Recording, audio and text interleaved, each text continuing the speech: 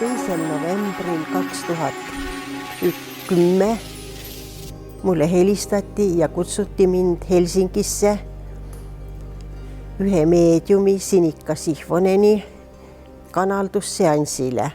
Sinikka Sihvoneni kaudu räägib Jakats Plejaadidelt. Sinikka Sihvonenil on temaga energiakanali kaudu ühendus ja mind paluti sinna osa võtma. Koos istus 30 inimest ja Jakats hakkas inimestele teateid jagama.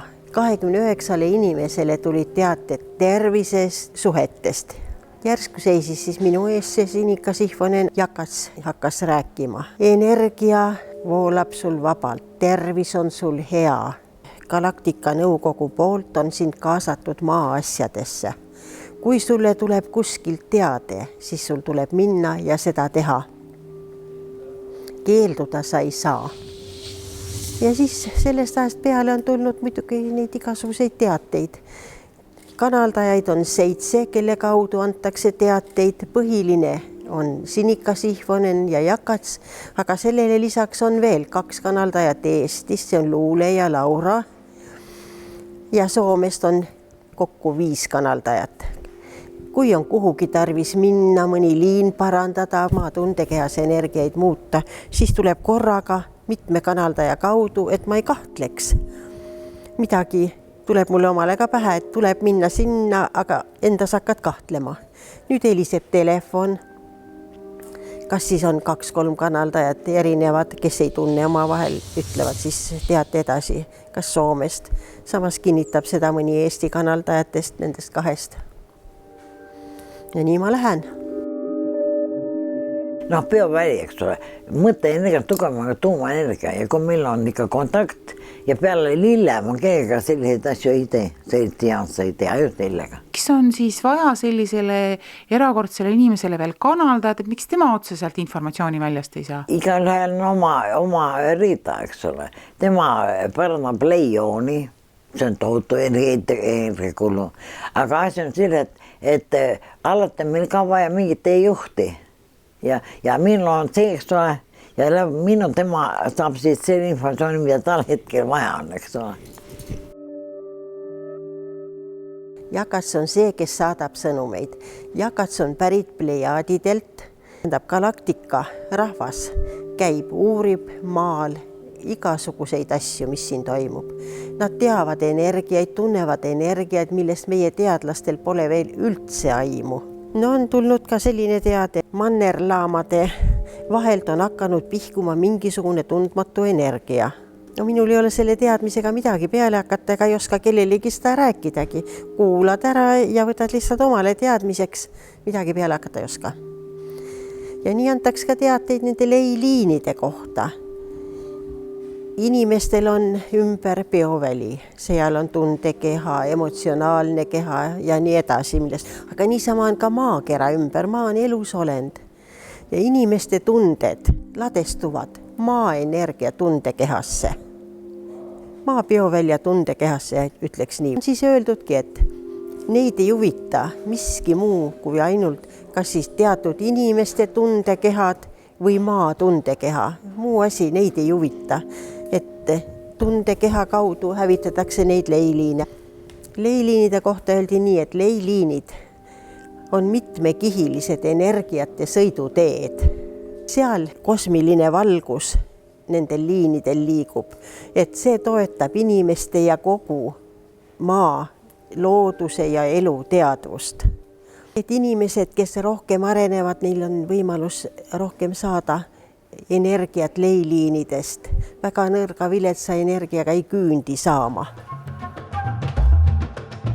Leiliinid on maa energeetilised jõujooned, kus voolab elu toetav maajõud. Need taasavastas 1921. aastal Alfred Watkins, Briti amatöörarheoloog, antikvaar ja ärimees. Liinid kulgevad mägede, pühade paikade, püramiidide, allikate, kultuskivide ja muude taoliste kohtade kaudu. Nii näiteks ehitati ka kõik vanad kirikud teadlikult energiarikastele leiliinidele. Leiliini katkestab negatiivne psüühiline energia, sõjad, röövimised, inimeste piinamised, tapmised, katastroofid ja nii edasi. Leiliini ehitamist alustatakse alati inimese tasandilt. Loodus ja kosmos jätkavad ja lõpetavad selle töö. Et on teadjaid olnud ajast aega, on nende nägijaid, neid on väga vähe, kes neid näevad ja tunnetavad neid, kuid siiski nad on olnud olemas. Ja need teadmised on olnud salajased. On olnud salajased kaardid rüütlite ordudel, kõrgetel kirikujuhtidel ja võib-olla veel mõningatel salajastel organisatsioonidel. No meil Vene ajal oli see asi kõik keelatud. KGB tegeles sellega, Stalin tegeles sellega. Hitler tegeles sellega, suur huvi oli selle vastu, sest teati, et need, kes teavad leiliine ja leiliinide ristumiskohti, need võivad saavutada ülemvõimu teiste inimeste üle. Teistele oli see keelatud, ainult teatud ringkonnad neid asju uurisid, teadsid. Nende järgi on ehitatud linnad maa peal. Linnad ei ole kujunenud kaubandusteede järgi, vaid hoopiski leiliinide järgi. Et kui me näiteks paneme joonlaua Bristolist Volgogradini kaardile, siis sellele liinile jääb London, Amsterdam, Berliin, Varssavi, Volgograd. Et maakumeruse tõttu võib-olla natukene mõni jääb selle kõrvale, liini kõrvale, kuid see ei loe midagi, sest see liin on niivõrd võimsa energiaga ja laia mõju alaga, et need linnad kõik on sellest samast liinist mõjutatud. Ja näiteks Oulu, Helsingi, Tallinn, Ateena, Johannesburg, need on ka ühe liini linnad. Et liin läheb otsejoones ümber maakera. Neid liine on palju ja nad on erineva suurusega. Osa liini on väga suured liinid, teine osa on väiksemad. Liinid hargnevad nii nagu inimesel veresooned hargnevad, kuni juusveresoonteni välja. Seda on ju väga palju oma leijoontega korda saatnud. Ta on väga palju nagu puhastanud seda energiat ja ka meil Eestis muide. Ja see on tulemusi andnud. Ja ta saadetakse ju läbi selle kanaldamise saati, et see paikatakse küll Moskvasse, küll Ukrainasse, Gomelisse, Ossosse. Ja ka kunagi ammu seda araabimaadesse, eks ole. No ta on maani pensis, on temale väga niisugune püsiklient ja ta võiks selle kohta üks öelda, et ta on ju tõesti väga globaalne inimene. Need leijooned ja see on ikka ja muidu ta oli 1/8, keda kutsuti Indiasse, eks ole. Ma ütleks selle kongressil minu esinemise tulemus on see, et mind palutakse appi India vaimsete energiate puhastamisel. Räägiti ka, et valitsus on võtnud vastu Indias otsuse eraldada suured rahad jõgede füüsilisele puhastamisele. Minul palutakse tegeleda näiteks jõgede vaimse energia puhastamisega. Paluti erilist tähelepanu pöörata nende ülipüha Kangese jõe vaimsetele energiatele. No see on nii suur ja raske töö, ma palusin mõtlemisaega. Ma ei oska midagi öelda, kas ma lähen tegema või ei läheks, näeb. Siis Jakatsa räägib mulle niiviisi, ära raiska oma energiat üksikute inimeste ravimiseks. Kui sa hoiad korras leiliinid ja puhastad maaenergiaid, sa suudad aidata palju suuremal hulgal inimesi ümber maakera. Ära väsita ennast liiga, hoia end selle töö jaoks. Küll loetakse mu mõtteid, et kui ikkagi kuhugi on tarvis, antakse tähtajaline ülesanne, et selleks kuupäevaks peab ära olema käidud 2012. aastal ja enne 15. oktoobrit ära käia. Ma vaatasin, et hoopis seal kuskil 26. on odavad piletid, läheks siis, nii kõrvaltoas telefon helises. Ja Soomest üks kanaldaja ütles, sulle palutakse öelda, siis ei ole su siin enam midagi asja. Brüsselis tuleb enne 15. oktoobrit 2012 ära käia. Siis ostsingi pileti ja käisin ära, need ülitäpselt juhendatakse. Seda öeldi Laura kaudu. Kanaldamine, vaadake, ainult Lille teeb minu sellist seansse, et tal on vaja mingeid küsimusi. Ta võtab minu käest kinni, ma kahe käe vahel just juba pehmete meeldivate käete vahele ja siis mina panen silma kinni ja ma loen oma mantra ja ma hakkan nägema teejuhte. Väga erinevaid asju inimesi ja siis ma saan ilmselt informatsiooni välja, saan endale vastused ja niin se lihtsalt käibki. See on umbes nii, nagu me näeme unenägu, eks ole, telepaatit või niimoodi. Et ma siis räägin, mis mulle öeldakse ja ma siis räägin, kes see on ja kuidas ta on ja ma vaatan veel väga ilusaid teejuhte. Ja Lillega on meil eriti üks teejuht, kes on meil käib kohe nii pidevalt. See on niisugune India naine, ta on väga ilus sari. Ta istub marmorrepi peal. Ja siis tema Lillega esitab mulle siis küsimusi ja siis tema on vastuseid. Et Euroopa Liidu nendes suurtes klaasmajades, mis Brüsselis on, et seal ei ole kõik asjad ausad, et nad on energia ära määrinud, mine muuda need energiat ära. Ja sa ise näed, mis seal kuskil teha vaja on, aga kiiresti on vaja ära käia. Räägiti ka sellest, et Euroopa Keskpangast on kuld ära viidud. No ma ei osanud kuidagi suhtuda ja muidki inetuid asju räägiti. Ei osanud kuidagi suhtuda, on see nii või ei ole, aga aasta hiljem tuli ju.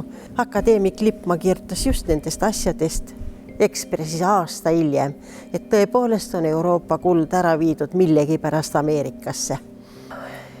Läksin ja tegin siis, aga kõige raskem oli seal muuta energiaid Justiitspalees. Seal olid must energia, tume, väga tume võimas energia. Nägin palju vaeva enne, kui selle sain muutuma. Aga ära siiski tegin selle asja. See on emotsionaalne energia, seal on toimunud selliseid asju, mis ei ole ausad. Võib-olla on seal tapetud, võib-olla on välja pressitud valesüüdistusi, ma ei oska öelda, mis seal toimunud on, aga energia oli kohutav. 1/3 kõige hirmsamast paigast oli Brüsseli Justiitspalee. Ükskõik siis mis kohast, et mine siis sinna Venemaale ja sul on vaja seal liinid ära parandada ja energiat ära muuta. See oli siis jaanuari lõpus 2012. Sõitsin Pihkvasse. Enne trükkisin välja kaarti ja katsusin, ma tunnen kaarti pealt ära oma käega, kus kohas on katkend liinid. Ja tundsin ära, et Pihkvas on leiliinide ristumiskoht, mis on maas, mis ei toimi. Seal oli ausammas, mille peale oligi ja ausamba lähedal oli leiliinide ristumiskoht, mis oli tume ja maas, elutu. Leiliin on muidu elav, see on vaimsest energiast koosneb. Selles ausamba peale on kirjutatud, et siin oli aastatel 1941–43 sakslaste koonduslaager, kus piinati ja tappeti 65 000 Vene sõjaväelast. No, nende sõjaväelaste valu, piin, lootusetus tappis selle leiliini, mõlemad leiliinid. Aga kui mina tulin Pihkvast tagasi, ma küsisin Jakatsi käest, mis nüüd toimuma hakkab, et need liinid said parandatud. Jakats ütles mulle nii. Eestlased ei suuda venelastele andestada ülekohut, mida venelased on eestlastele teinud. Mõelge nii, et see on ajalugu. Ja inimesed peavad rahumeeles ja sõbralikult käsikäes edasi minema. See tuleb unustada ja neile andeks anda. Vot sellele järgneski, ütles, et ja palju muud, mida need liinid kaasa toovad head. Ja toimuski, Kuperjanovi rühmale tulid Pihkva sõdurid külla ja siis toimus vastukülaskäik. Ja lehed kirjutasid ja mina rõõmustasin, et leiliinid toimivad. Üks leiliin, mis on meil Kuremaa kloosteri juures, kus leiliinile järgnenud vesi või see allikas seal. See vesi on tõesti püha vesi ja inimesed teavad seda, kaugelt tulevad vett võtma, sealt viivad koju kaasa. Et üks selline koht on. Neid liine on siin Eestis muidki ja rohkesti.